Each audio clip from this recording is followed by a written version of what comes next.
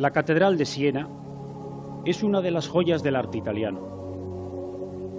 Su espléndida fachada resume en una verdadera explosión de policromía toda la singular belleza que iluminara la arquitectura toscana del 300.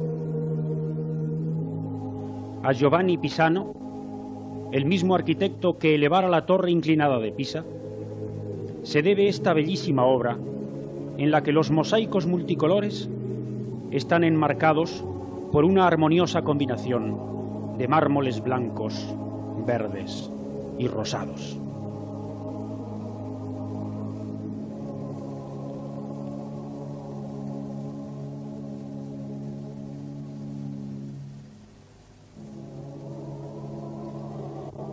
En su interior y en el Museo Catedralicio se guardan algunas de las más preciosas obras de arte que conserva Siena, como el magnífico púlpito de Andrea Pisano o la célebre Maestà del Duccio, una de las obras clave en la historia de la pintura.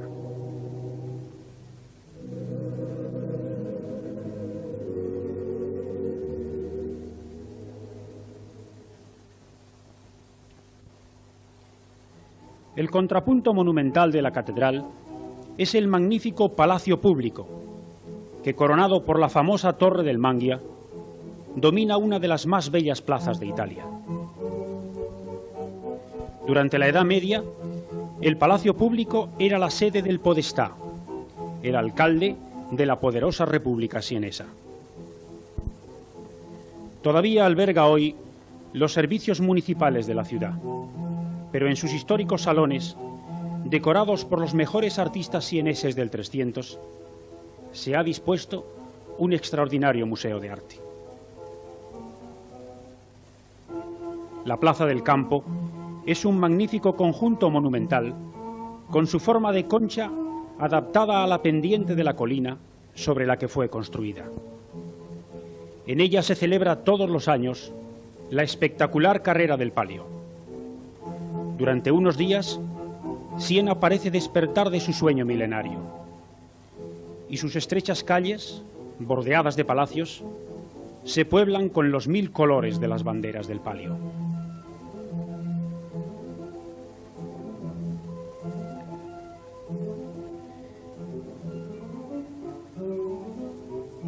Hemos estado paseando lentamente por las estrechas y empinadas calles medievales de Siena, en busca de sus más pintorescas perspectivas, dispuestos a captar ese palpitar indefinible que parece dar vida a sus legendarias piedras.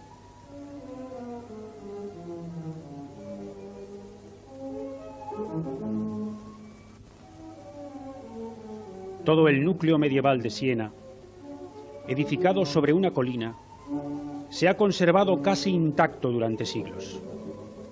Y al pasear por el inmenso laberinto de sus callejuelas silenciosas, nos parece dar un salto en el tiempo, hasta los lejanos siglos en que Siena, bajo el impulso creador de artistas como el Duccio y Simone Martini, fuera una de las forjas del Renacimiento.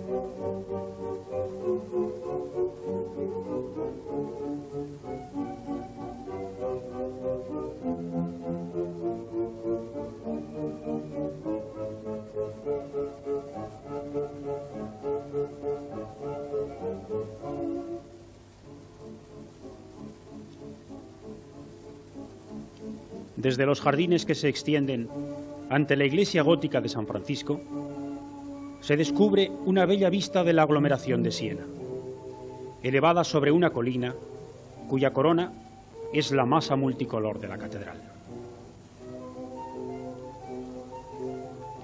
A los pies de San Francisco se halla la casa natal de Santa Catalina de Siena, la santa mística y política que sacudió la historia del papado, logrando que Gregorio IX trasladara su sede de Aviñón a Roma.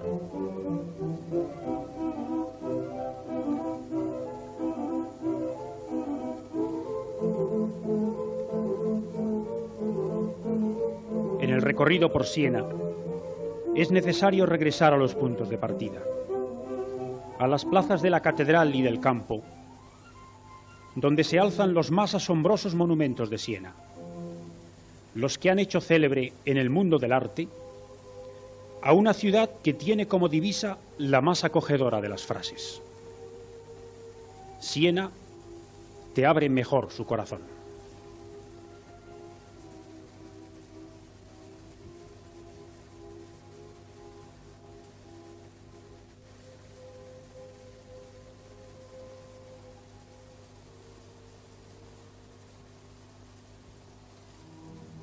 Orvieto está al sur de Siena, al borde de la autopista del Sol que une la Italia del norte con Roma.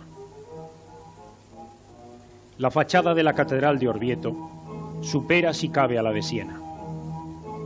Escultura y policromía se funden aquí con las líneas arquitectónicas de un modo magistral. Los bajorrelieves de los pilares, que ilustran escenas bíblicas con un impresionante realismo, se han hecho justamente célebres.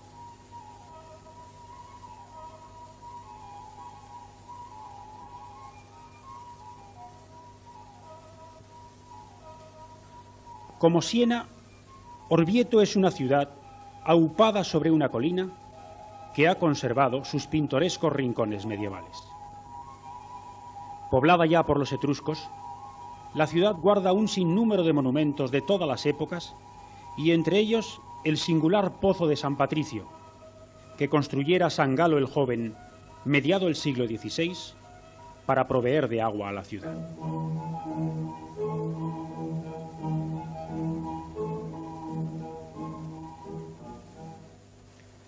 Más allá de Orvieto, la autopista atraviesa la verde campiña del Lacio, que nos hace ya presentir la deseada cercanía de Roma.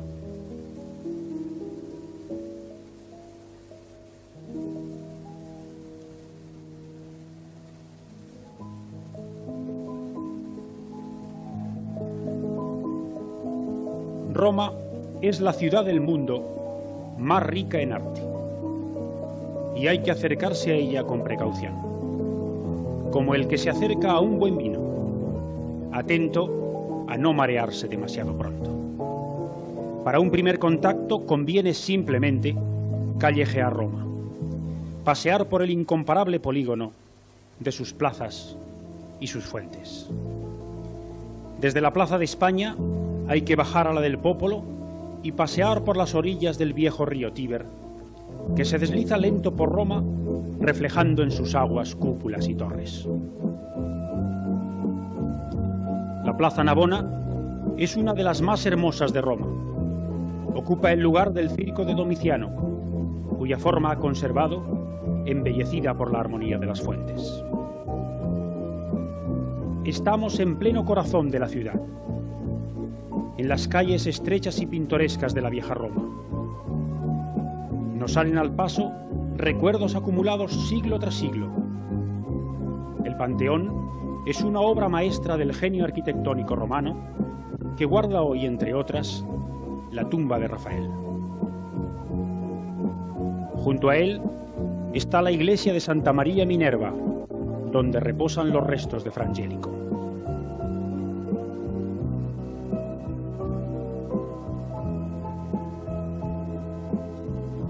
La Roma romántica tiene su centro más evocador en la fuente de Trevi, donde hay que rendirse al obligado ritual de la moneda con la inconfesable esperanza de que, quién sabe, nos ayude un día a volver.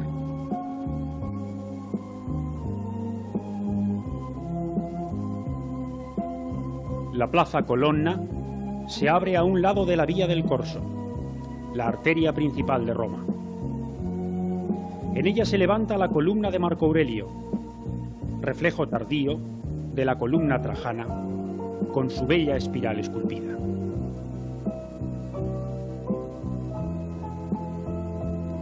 Vía del Corso adelante, pasando junto al Palacio Venecia, colmado de recuerdos mussolinianos, se llega a la inmensa mole del monumento a Víctor Manuel II, que está edificado sobre la base de la colina del Capitolio.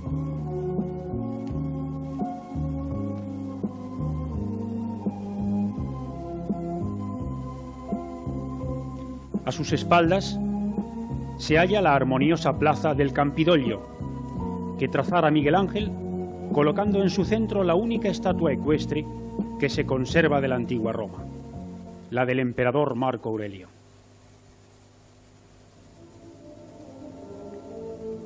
Entre las colinas del Capitolio y el Palatino se extienden las ruinas de lo que fuera el centro neurálgico de la antigua Roma. Solo escasos restos quedan del foro. Utilizado como cantera durante siglos, el foro es solo una sombra maltrecha de sí mismo, pero una sombra profundamente evocadora, ambientada por una inigualable escenografía y por una carga histórica que puede dar belleza a la más humilde de las piedras. Aquí se hallaban el Senado y los tribunales, los templos y arcos triunfales, la tribuna pública que oyera la palabra de Cicerón y las prisiones que ocuparan San Pedro y San Pablo. Uno se siente invadido aquí por ese especial respeto que parece emanar de los lugares sagrados. Los arcos triunfales son las piezas mejor conservadas del foro. El de Constantino fue uno de los últimos erigidos en Roma, y si no el más bello, es el que más intacto nos ha llegado. Fue Constantino quien trasladaría la capital de Roma a Bizancio, y ese sería el principio del fin de los grandes monumentos del foro.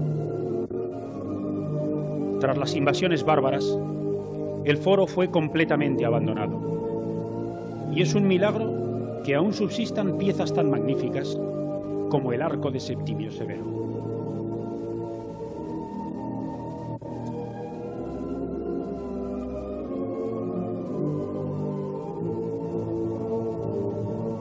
Hay que pasear con calma por el laberinto de ruinas del foro, detenerse ante la sagrada piedra negra que señalara la tumba de Rómulo, acercarse a las más fotogénicas columnas del mundo, que se yerguen soportando aún su trozo de alquitrave, y entrar en la casa de las Vestales, donde moraban las vírgenes que guardaban el sagrado fuego de Vesta.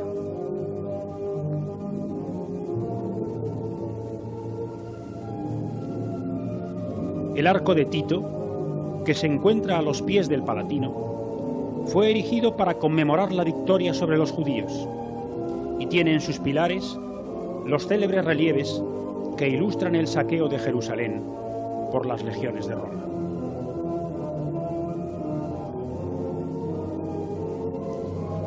Trajano, el gran emperador hispánico, hizo construir un nuevo foro y unos enormes mercados no lejos del foro primitivo.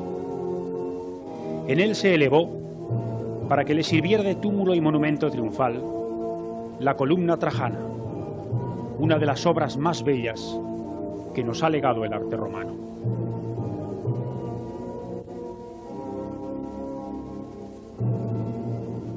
Los templos de la Fortuna Viril y de Vesta son los mejor conservados de Roma. Se hallan en una plaza a la que se abre el pórtico de la Boca de la Verità, uno de los más populares rincones de Roma, que forma parte de la iglesia románica de Santa María in Cosmedin.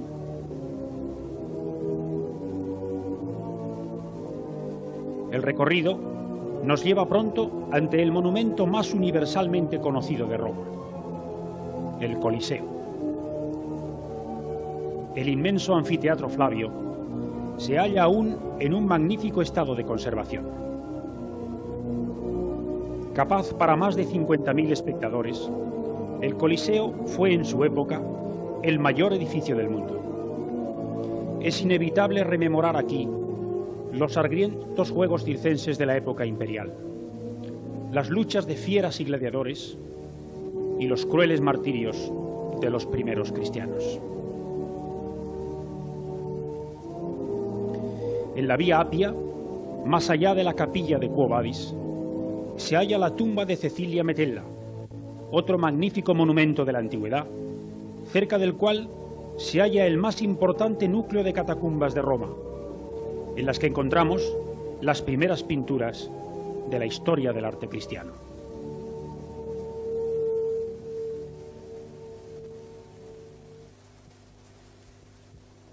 El Vaticano es el centro del catolicismo universal y el más pequeño estado soberano del mundo.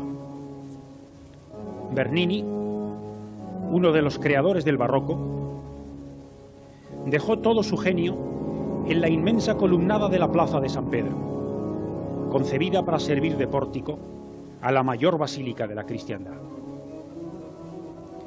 La grandiosa cúpula de Miguel Ángel domina con una perfecta armonía las imponentes proporciones de la plaza. La basílica está construida sobre el Circo de Nerón, en el lugar donde fue martirizado y enterrado San Pedro. El edificio actual fue construido en el siglo XVI, bajo la dirección de Rafael y Miguel Ángel, sucediendo a una primitiva basílica del siglo IV. El interior asombra por sus imponentes proporciones. Todo ha sido concebido aquí con amplitud y grandiosidad. El baldaquino de Bernini tiene casi 30 metros de altura y sería sin duda demasiado grande si no estuviera cobijado por la inmensa cúpula que se eleva a 120 metros sobre el nivel de la nave. Son innumerables las obras de arte que se conservan en el Vaticano. Los museos vaticanos se cuentan entre los más ricos del mundo. En sus grandes salones hay que alternar la contemplación de las obras maestras con la de los panoramas incomparables que se abren sobre los jardines vaticanos y la cúpula de Miguel Ángel.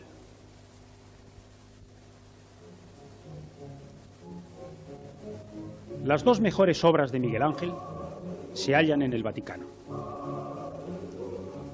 La Capilla Sixtina es una obra capital en la historia del arte. Toda la potencia, toda la expresividad y el vigor de Miguel Ángel están aquí llevados a su más sublime expresión.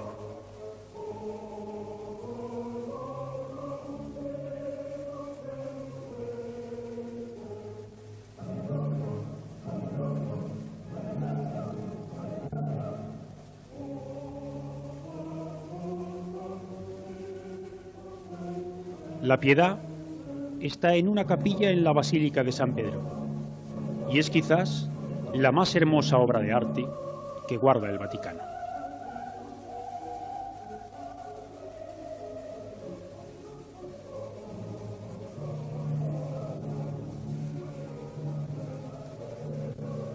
Las terrazas que se extienden sobre la Basílica y la columnada de Bernini son un magnífico observatorio sobre la plaza y sobre Roma entera. Pero la perspectiva es aún más impresionante si se sube hasta lo alto de la cúpula de Miguel Ángel, desde donde se abarca Roma en toda su magnitud.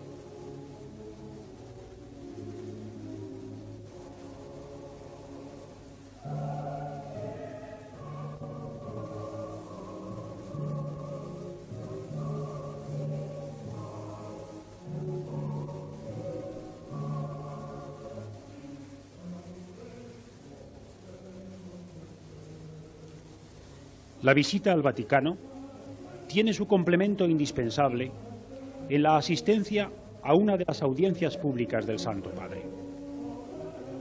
Los miércoles, el Papa dirige un mensaje a los peregrinos que abarrotan la moderna sala de audiencias del Vaticano.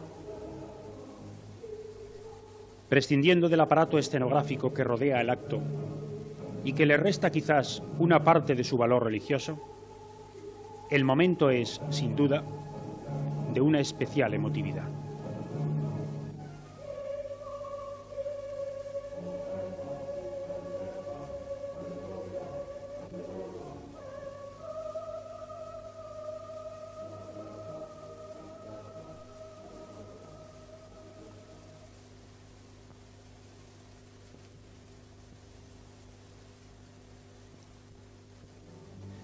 La Catedral de Roma no es San Pedro, sino San Juan de Letrán, una de las basílicas exteriores al Vaticano que forman parte de su territorio. Las restauraciones del siglo XVII han alterado la fisonomía de la basílica primitiva, que fuera la primera iglesia de Roma y la sede papal desde Constantino hasta la salida de los pontífices hacia Aviñón. En la plaza que se extiende ante la basílica se halla un edificio barroco que guarda la escala santa, arrancada del pretorio de Jerusalén y que subiera Jesús en su pasión.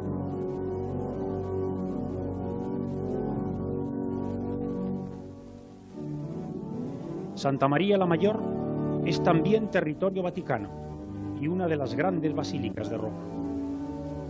En la de San Pietro in Vincoli se guarda una de las obras maestras del arte de todos los tiempos, el famoso Moisés que Miguel Ángel esculpiera para el monumento funerario de Julio II.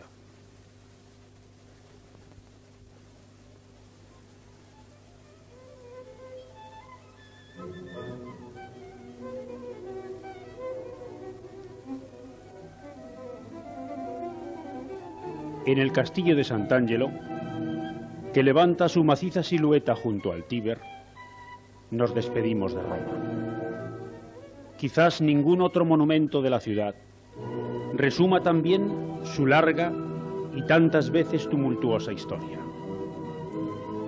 Mausoleo de emperadores primero, después castillo fuerte y residencia papal, Sant'Angelo ha sido testigo vivo y excepcional del devenir histórico de la ciudad eterna.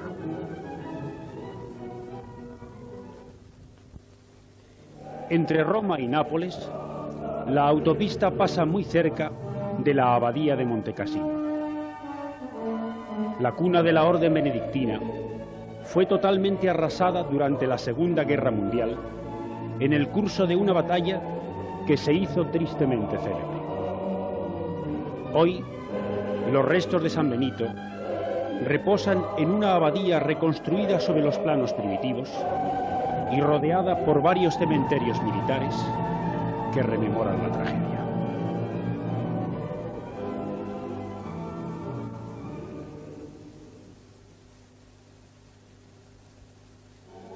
La parábola de los ciegos, de Bruegel, es uno de los grandes cuadros que guarda el Museo de Capodimonte en Nápoles.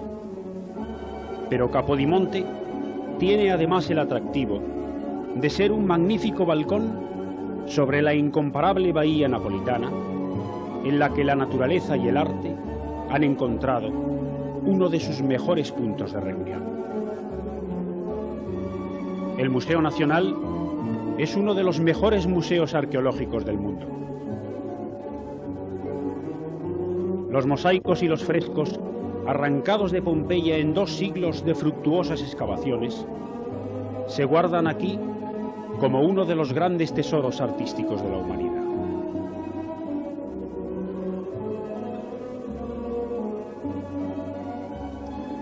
El museo justificaría por sí solo la visita a Nápoles si no tuviera además monumentos tan importantes como el famoso Castel Nuovo, impresionante recuerdo de la expansión aragonesa por el Mediterráneo, que se eleva hoy aislado frente al puerto de Nápoles.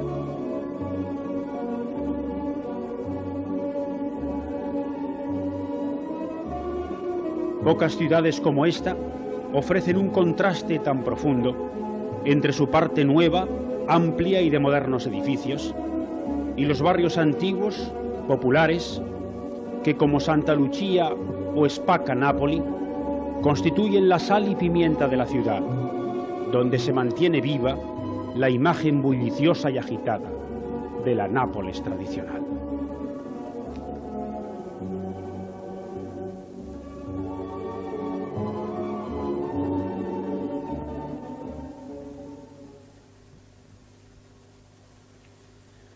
Dominando la bahía, con sus casi 1.300 metros de altura, majestuoso y aislado, se levanta el legendario cono del Vesubio.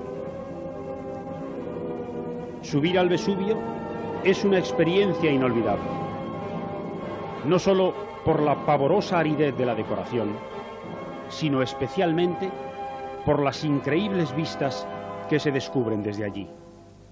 Desde la isla de Ischia a la de Capri, en un cuadro verdaderamente impresionante.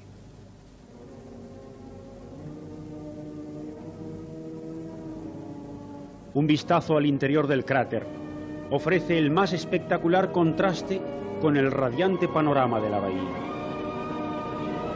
Algunas escasas fumarolas recuerdan la actividad del volcán cuya lava tantas veces ha arrasado las viñas de Lacryma Christi que crecen en sus faldas. Pompeya ha sido uno de los grandes descubrimientos en la historia de la arqueología. En el año 79 de nuestra era, una terrible erupción del Vesubio sepultó a la ciudad y a muchos de sus habitantes bajo una lluvia de escorias y cenizas que la conservaría como un inmenso sudario durante siglos. En Pompeya no solo quedan los grandes edificios públicos que aún pueden verse por todos los ámbitos de lo que fuera el Imperio Romano, sino que se ha conservado la ciudad entera, con sus largas calles, su zona comercial, sus barrios populares, sus tiendas, sus garitos incluso, de tal modo que la visita a Pompeya es un fabuloso salto atrás en el tiempo, a una ciudad romana del siglo I, no muerta, sino paralizada. Hasta sus habitantes han quedado aquí, vaciados en yeso sus cuerpos, en los huecos que dejaran entre las cenizas.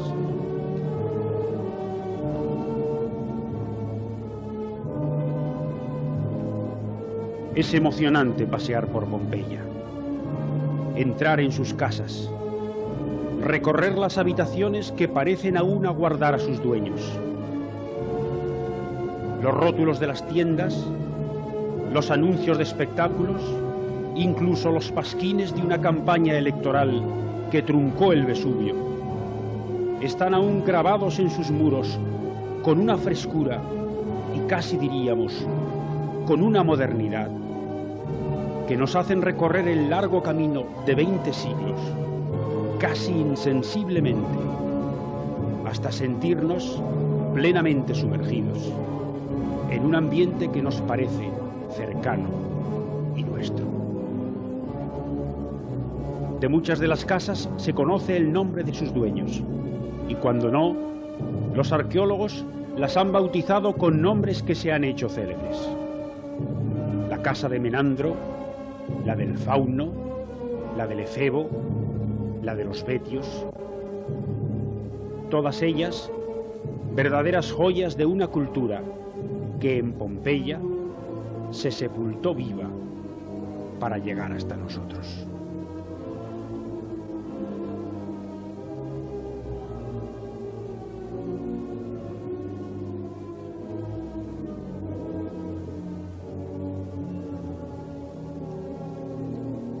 En una de las salas de la Villa de los Misterios se conservan los célebres frescos que ilustran la introducción a los misterios dionisíacos. Habrían de pasar muchos siglos para que en la Italia del Renacimiento, en los palacios y las catedrales, la pintura alcanzara este nivel de concepción y de estética con que en el siglo I a.C. decorara los muros de una simple villa pompeyana.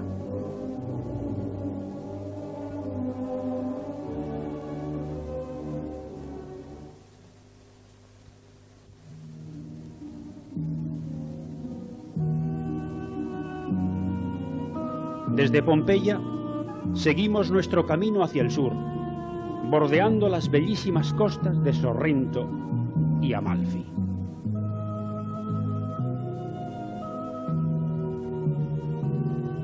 La carretera serpentea los más abruptos acantilados, dejando atrás pueblos tan pintorescos como Positano, Ravello y Amalfi, construidos en terrazas sobre el mar, en uno de los más bellos paisajes que puedan encontrarse en Italia. Amalfi une a estos atractivos el de su magnífica catedral, cuya torre barroca asoma sobre el escalonado caserío.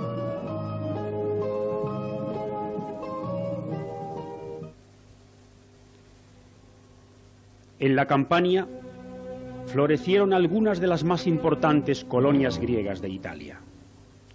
En Paestum, la antigua Poseidonia, se han conservado 3 magníficos templos griegos que su estado de conservación, su majestuoso aislamiento y el bellísimo color rosáceo de su piedra calcárea convierten en piezas capitales de la arquitectura colonial griega. Toda la armonía del orden dórico resplandece en el impresionante templo de Neptuno, construido en el siglo V a.C., con una admirable pureza de líneas.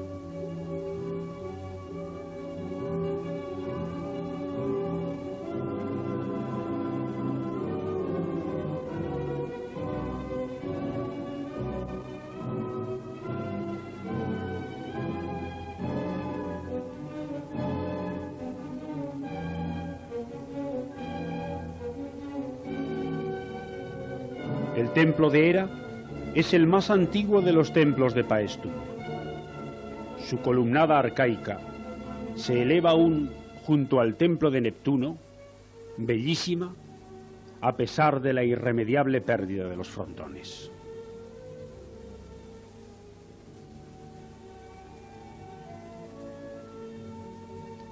La visita a los templos de Paestum es un magnífico preámbulo para quien, como nosotros, se dirige a Grecia.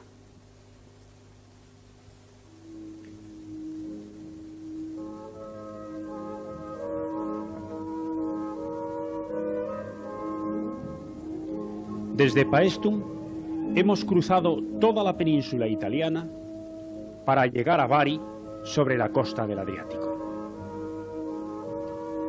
Los restos de San Nicolás se guardan en una basílica románica en pleno corazón de la ciudad vieja, en un verdadero laberinto de estrechas y pintorescas calles que se agrupan a la sombra de su imponente castillo medieval.